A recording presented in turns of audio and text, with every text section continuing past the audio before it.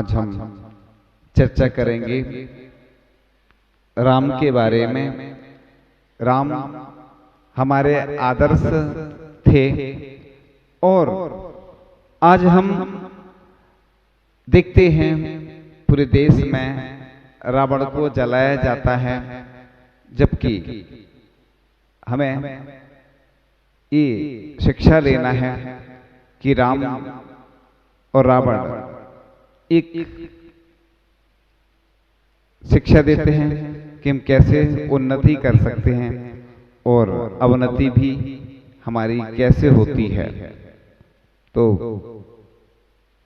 पंक्तियां आती है ना कि घर घर रावण, इतने राम कहां से लाऊं।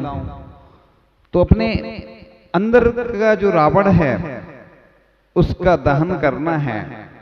कर्म दहन के माध्यम से ही हम रावण पर विजय प्राप्त कर सकते हैं। और अनादिकाल से अपने आत्म राम को हम प्रकट ही नहीं कर पा रहे हैं। और राम आराध्य भी है और आराधना भी। राम साध्य भी है और साधना भी। राम धारणा भी है और धर्म भी। राम कारण भी है और कर्म भी। राम युग भी है और पल भी। राम आज भी है और कल भी। राम ग्रस्त भी थे और संत भी। राम आदि में और अनंत भी।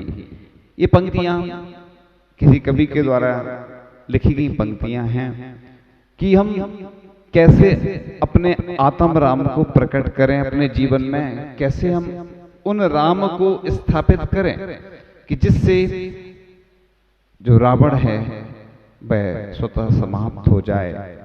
तो आज हम जैन धर्म के हिसाब से पद्म पुराण के आधार पर आज हम राम की ही चर्चा करेंगे, जिससे हमें ज्ञात होगा कि हम अपने जीवन में लाइफ मैनेजमेंट यानी जीवन कैसे जीना है, जीवन जीने की कला राम भगवान राम के माध्यम से हम जीने की कला सीखेंगे। वह आदर्श पुरुष थे, मर्यादा पुरुषोत्तम थे। और हम कई बार स्वाध्याय कर ही नहीं पाते, हमें इतना समय नहीं रहता कि हम राम को जान पाएं। तो आज हम राम को ही जानने का प्रयास करेंगे कि तीर्थंकर मुनि सुब्रतनाथ भगवान के समय की बात है, उनके निर्माण के बाद एवं नबीनाथ भगवान के जन्म के पहले अयोध्या नगरी में राजा दशरथ हुए और जिनकी 4 रानियां थी, अपराजिता यानी कौसल्या और सुमित्रा, केकया और सुप्रभा। एक दिन अपराजिता ने रात्रि के पिछले पहर में 4 स्वप्न देखे। स्वप्न बात पित्त कफ के कारण भी आते हैं अलग अलग, लेकिन 16 स्वप्न जो आते हैं वह तो सफेद हाथी, फिर सिंह, सूर्य, चंद्रमा। प्राचीन कालीन रानी ने राजा से उन स्वप्नों का फल पूछा।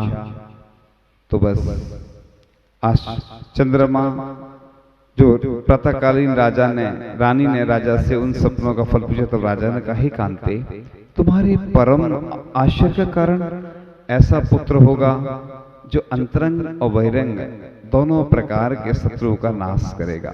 तदनंतर सुमित्रा रानी ने भी एक दिन रात्रि के पिछले पैर में 3 स्वप्न देखे। लक्ष्मी और कीर्ति कलशों से सिंह का अभिषेक कर रही है। ऊंचे पर्वत के शिखर पर चढ़कर समुद्र रूपी मेखला से सुशोभित विस्तृत पृथ्वी को देखा। घूमता हुआ सुंदर चक्र देखा।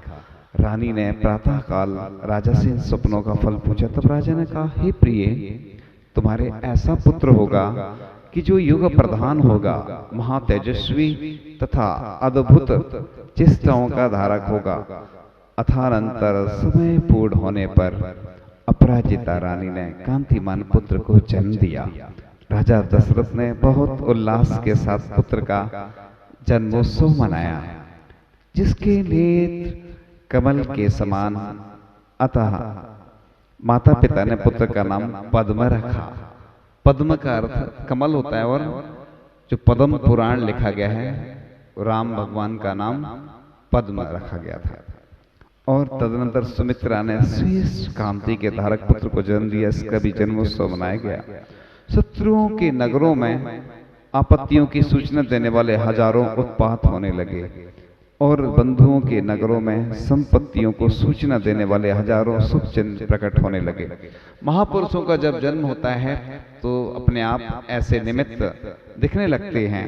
वैसे ही निमित्त दिखने लगे पौड़ नीलकमल के भीतरी भाग के समान, जिसकी आवा थी, जो कांति रूपी जल में तैर रहा था और अनेक अच्छे अच्छे लक्षणों सहित था। ऐसे उस पुत्र का नाम माता पिता ने लक्ष्मण रखा था। तदंतर केकया ने भरत को जन्म दिया और सुप्रभा ने शत्रुघ्न को जन्म दिया। युवावस्था होती राम का विवाह राजा जनक की पुत्री सीता के साथ संपन्न हुआ। कुछ समय पश्चात राजा दशरथ ने मुनिराज से अपने पूर्व सुनकर जाति स्मरण हो गया और उन्होंने तुरंत ही मुनि दीक्षा लेने का विचार किया तथा अपना राज्य पद अपने ज्येष्ठ पुत्र राम को देने के लिए निश्चय किया। किंतु केकया को दिए हुए वरदान के कारण भरत को राजा बनाकर स्वयं ने सर्वभूत हित मुनिराज से 72,000 राजाओं के साथ दिगंबरी मुनि दीक्षा धारण की। उधर राम ने विचार किया कि यदि मैं अयोध्या में रहूंगा तो भरत गद्दी पर नहीं बैठेगा, तब मां केकया की अभिलाषा पूर्ण नहीं होगी, अतः मुझे स्वयं अयोध्या छोड़कर जाना चाहिए। तब राम ने प्रस्थान किया। तब साथ में सीता जी एवं लक्ष्मण जी ने भी प्रस्थान किया। अयोध्या वासियों ने श्री राम लक्ष्मण से बहुत प्रार्थना की, आप वापस अयोध्या चलिए। किंतु श्री राम के वापसी की प्रार्थना न मानने के कारण भरत निराश होकर वापस लौट गए और राज्य का पालन करने लगे। उसने द्वितीय पट्टारा के समक्ष प्रतिज्ञा ली थी कि मैं राम के दर्शन मात्र से मुनि दीक्षा ले लूंगा तथा राम लक्ष्मण सीता सहित दंडक वन में जाकर रहने लगे। रामचंद्र जी ने उसी वन में साहस गति विद्याधर की माया विक्रिया से परेशान हो सुग्रीव को उसकी पत्नी सुतारा वापस दिलाई। वंश स्थल के वंशगिरी पर्वत पर देशभूषण और कुलभूषण मुनियों का उपसर्ग दूर किया तथा दंडक वन में कर्णरवा नदी के तट पर सुगुप्ती नामक और गुप्ती नामक 4 रिद्धिधारी मुनियों को आहार दान दिया। मुनियों के आहार ग्रहण के पश्चात वहां पंचाश्चर्य हुए। एक दिन लक्ष्मण वन में भ्रमण करते करते दूर निकल गए। उन्हें एक ओर से अद्भुत गंध आई। उसी गंध से आकृष्ट हो वे उस ओर बढ़ते गए। एक बांस के भिड़े में संभूक सूर्यहास खड़क सिद्ध कर चुका था और एक विद्या होती है सूर्यहड़स, वो जो विद्या होती है तलवार संबंधी, वह सिद्ध कर रहा था। बैठा हुआ था। जैसे मैच होता है, फाइनल होता है, सेमीफाइनल होता है, बस अब फाइनल की ओर ही था। लक्ष्मण जी वहां से निकले और उन्होंने खड्ग उठाई और उनको वह विद्या सिद्ध हो गई। अब उन्होंने सोचा ट्राई करते हैं। जैसे ही झाड़ियों में ट्राई किया और वो शंभु जो बैठा था उसका सिर घट गया। यानी इस दृष्टांत से हम समझ सकते हैं कि पुण्य और पाप की महिमा क्या है। उसने 12 साल विद्या सिद्ध की, लेकिन वही अपनी विद्या से मरण को प्राप्त हो गया। और लक्ष्मण जी का पुण्य था कि बिना उसके उनको विद्या की प्राप्ति हो गई। तो अब शंभु राजा रावण की बहन चंद्रनखा का पुत्र था। प्रतिदिन पुत्र को भोजन देने के लिए वह आती थी। उस दिन पुत्र के 2 टुकड़े देख उसके दुख का पार नहीं रहा। उसका करुण विलाप आकाश में गूंजने लगा। कुछ समय बाद राम लक्ष्मण के सौंदर्य से उसका मन हरा गया और वह उन्हें प्राप्त करने के लिए छल से कन्या बन गई। राम लक्ष्मण उसकी माया से विचलित नहीं हुए और कामेक्षा पूर्ण न होने से चंद्रनखा को पुत्र सुख ने फिर दबाया। उससे विलाप करती हुई वह अपने पति खरदूषण के पास गई। खरदूषण ने स्वयं आकर पुत्र को मरा देखा, उसका क्रोध उबल पड़ा। वह राम लक्ष्मण के साथ युद्ध के लिए उठ खड़ा हुआ। खरदूषण ने रावण को भी इस घटना का समाचार दिया। खरदूषण इधर लक्ष्मण के साथ घमासान युद्ध होता है, उधर रावण उसकी सहायता के लिए आता है, किंतु बीच में सीता को देख मोहित हो जाता है। छल से सिंहनाद कर राम को लक्ष्मण के पास भेज देता है और सीता को अकेली देख हरण कर ले जाता है। जटायु पक्षी ने अपने पंखों के आघात से रावण के समस्त शरीर को छिन्न भिन्न कर डाला। तदनंतर इष्ट वस्तु में बाधा डालने से तदनंतर क्रोध को प्राप्त हुए रावण ने हस्ततल से के प्रहार से ही जटायु को मारकर नीचे गिरा दिया। वह पक्षी कैं करता हुआ मूर्छित हो गया। तत्पश्चात बिना किसी विघ्न के रावण सीता को पुष्पक विमान से विलाप करती हुई सीता को लंका ले गया। उसने उसे लंका के उद्यान में रखा तथा सीता ने संकल्प कर लिया कि जब तक श्री राम का संदेश ना मिलेगा तब तक के लिए चारों प्रकार के आहार का त्याग। ऐसे सीता जी के लंका में 11 उपवास हो गए। तत्पश्चात हनुमान जी सीता को खोजते हुए लंका में पहुंचे तथा श्री राम के द्वारा प्रदत्त अंगूठी सीता जी की गोद में डाल दी, जिसे देखकर सीता रोमांचित हो गई। उसके मुख पर मुस्कान आ गई। सीता जी ने आहार पानी ग्रहण किया तथा राम के समाचार सीता जी को सुना दिए। तत्पश्चात हनुमान जी श्री राम के पास वापस आ गए और राम लक्ष्मण सुग्रीव आदि सेना सहित रावण से युद्ध करने के लिए प्रस्थान कर गए। पहले रावण को समझाया कि मेरी सीता वापस कर दो, अन्यथा युद्ध होगा। रावण तैयार नहीं हुआ तथा रावण का भाई विभीषण भी रावण का पक्ष छोड़कर राम के दल में आकर मिल गया। राम और रावण की सेना में लगभग 4.5 माह तक युद्ध चलता रहा। अंत में रावण ने चक्र रत्न चला दिया तो वह 3 प्रदक्षिणा दे चक्र रत्न लक्ष्मण के हाथ में आ जाता है एवं लक्ष्मण नारायण घोषित होते हैं और उसी चक्र से रावण प्रति नारायण का वध कर देते हैं। तदनंतर श्री राम ने कहा अब क्या करना चाहिए, क्योंकि विद्वानों के बैर तो मरण पर्यंत ही होते हैं और अच्छा हो कि हम सब लोग मिलकर परलोक को प्राप्त हुए महामानव लंकेश्वर के शरीर का दाह संस्कार करें और कपूर अगुरु आदि उत्तम पदार्थों से रावण के शरीर का अंतिम संस्कार किया।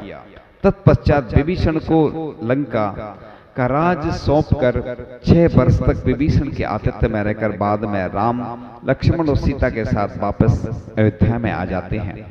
राम के आते ही भरत ने देशभूषण केवली के समक्ष मुनि दीक्षा धारण कर ली थी। राम का राज्याभिषेक हुआ। सीता के विषय में लोकोपवाद होने पर कुल मर्यादा की रक्षा हेतु राम ने सीता का परित्याग करना उचित समझा और सेनापति कृतांत वक्र को आदेश देकर गर्भवती सीता को तीर्थ यात्रा के बहाने सिंहनाद नामक भयंकर वन में छुड़वा दिया। तब कृतांत वक्र ने सीता जी से कहा, माँ राम से कोई संदेश कहना है क्या? तब सीता ने कहा, सेनापति आप यह बोल देना जिस प्रकार से प्रजा के कहने से आपने हमें छोड़ दिया उस प्रकार से धर्म को नहीं छोड़ना और छोड़ देना। तो निर्दोष सीता को जंगल में छोड़ने से कृतांत वक्र बहुत रोया और कहा, माँ ऐसा आशीर्वाद दो कि कभी किसी की नौकरी ना करना पड़े। और अथानंतर पुण्य युग से सीता के समीप राजा वज्रजंग आया। उसने सीता को बड़ी बहन बनाकर अपने महल में ले जाता है। वहीं श्रावण माह की पूर्णिमा के दिन सीता ने अनंग लवण यानी लब और मदनांकुश यानी कुश नामक युगल पुत्रों को जन्म दिया। सिद्धार्थ नामक क्षुल्लक से शस्त्र विद्या शास्त्र विद्या आदि की शिक्षा प्राप्त कर बड़े होने पर उन पुत्रों को अपनी मां की पूरी घटना का पता चला तो उन्होंने युद्ध हेतु अयोध्या नगरी को घेर लिया। युद्ध हुआ। जब राम की सेना भी उन पुत्रों को ना जीत सकी तब नारद जी ने राम लक्ष्मण से उनका रहस्य प्रकट किया। तब उन्होंने युद्ध को छोड़कर पुत्रों का नाम पुकारा और वे पिता काका पुत्र आपस में प्रीति भाव को प्राप्त हुए। कुछ दिन पश्चात हनुमान सुग्रीव आदि ने राम से सीता को वापस लाने के लिए प्रार्थना की। राम की आज्ञा से सीता का आगमन हुआ। तब राम ने सीता से कहा, मैं तुम्हारी निर्दोषता को जानता हूं, तथापि स्वभाव से कुटिल चित्त प्रजा को विश्वास दिलाकर तुम उनकी शंका को दूर करो। स्वामी के ऐसे विश्वसनीय वचन सुनकर प्रसन्न चित्त सीता ने कहा कि मैं हर प्रकार से परीक्षा देने को तैयार हूं। यदि आप आज्ञा दें तो मैं भयंकर विष पी जाऊं अथवा अग्नि की ज्वाला में प्रवेश कर जाऊं अथवा तुला पर चढ़ सकती हूं। तब राम ने सीता को अग्नि में प्रवेश करो। राम ने अपने सेवकों को आज्ञा दी कि दो पुरुष गहरा अर्थात 2 पुरुषों की गहराई के बराबर एक गड्ढा और 300 हाथ चौड़ी चौकोन पृथ्वी प्रमाण के अनुसार खोदो और ऐसी पापी बनाकर उसे काला गुरु तथा चंदन के सूखे और बड़े मोटे ईंधन से परिपूर्ण करो और उसमें ऐसी अग्नि प्रज्वलित करो कि जिसमें तीक्ष्ण ज्वालाएं निकल रही हों। ऐसी अग्नि तैयार हो गई तथा सीता के लिए आदेश दिया कि इसमें प्रवेश कीजिए। सीता जी ने अग्नि की लपटों में प्रवेश करने से पूर्व ऋषभ आदि तीर्थंकरों को नमस्कार किया। सिद्ध परमेष्टि समस्त साधु मुनि सुब्रत नाथ तीर्थंकर को नमस्कार कहा, हे अग्नि, यदि मैंने राम को छोड़कर किसी अन्य मनुष्यों को सपने में भी मन वचन और काय से धारण नहीं किया है, यह मेरा सत्य है। यदि मैं मिथ्या कह रही हूं तो यह अग्नि दूर रहने पर भी मुझे क्षण भर में भस्म कर दे, राख का ढेर बना दे। और यदि मैंने राम के अलावा किसी अन्य मनुष्य को मन में धारण किया है तो विशुद्धि से सहित मुझे यह अग्नि नहीं जलावे। इतना कहकर उस देवी ने उस अग्नि में प्रवेश किया। परंतु आश्चर्य की बात कि वह अग्नि स्फटिक के समान स्वच्छ सुखदायी तथा शीतल जल हो गई। जल से वह पापी का लबालब भर गई। सीता जी अग्नि परीक्षा में पास हो गईं। तब राम ने सीता से राजमहल में चलने का आग्रह किया, किंतु सीता ने कहा कि मैं भवन की ओर नहीं वन की ओर जाऊंगी और आत्मा कल्याण करूंगी। राम की आज्ञा ले सीता ने पृथ्वी मती आरिका के व्रतों को अंगीकार किया। यदि हम अपने जीवन में अच्छा व्यक्तित्व प्रकट करना चाहते हैं तो हमें अपने अंदर राम को प्रकट करना होगा। हम अपने जीवन में राम को स्थान दें और घर घर रावण, इतने राम कहां से लाऊं। तो रावण का व्यक्तित्व ज्यादा लोगों के अंदर रहता है, राम तो चुनिंदा ही रहते हैं। और ऐसे राम हमारे अंदर प्रकट हो जाएं कि जिससे हम अपने जीवन में तरक्की कर सकें, हमारा जीवन अच्छा बन सके, हमारे सब के जीवन में राम आए, हम सबके जीवन में राम आएंगे तो हमारा जीवन अच्छा बनेगा। इन्हीं भावनाओं के साथ परम पूज्य आचार्य भगवान गुरुदेव शिक्षक